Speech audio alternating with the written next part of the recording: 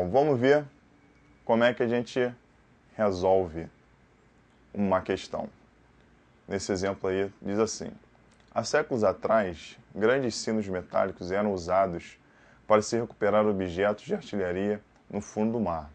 O sino era introduzido na água com uma pessoa em seu interior, de tal modo que o ar contido nele não escapasse à medida que o sino afundasse, como indica a figura.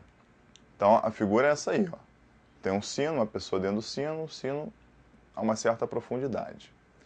Supondo que no instante focalizado na figura, a água se encontre em equilíbrio hidrostático, compare as pressões nos pontos A, B, C e D, usando os símbolos de ordem maior, igual ou menor, e justifique sua resposta. Então, a gente tem esses pontos aí na figura, o ponto A dentro do sino, o ponto B na água a uma profundidade maior do que o ponto C e o ponto D lá no ar. A gente tem que comparar a pressão desses pontos. Então, o que ocorre? A menor pressão é lá no ponto D, que é a pressão atmosférica.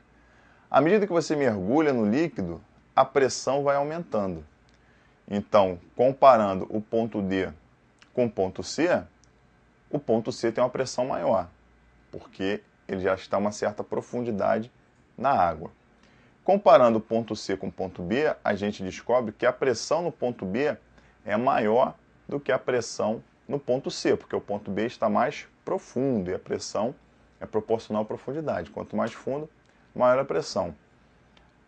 Agora, o ponto A, que está dentro do sino, o exercício tenta nos enganar porque ele põe ali uma linha dizendo que o ponto A e o ponto C estão no mesmo nível.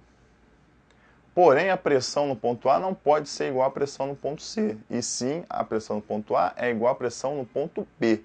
Por quê? Se a pressão no ponto A for menor do que a pressão no ponto B, a água vai começar a entrar no sino. O único jeito da água não entrar no sino é a pressão dentro do sino ser igual à pressão da água, na profundidade que o sino está, que é o ponto B. Com isso a gente chega à resposta. Que a pressão no ponto A é igual à pressão no ponto B, a pressão no ponto B é maior que a pressão no ponto C, e a pressão no ponto C é maior que a pressão no ponto D.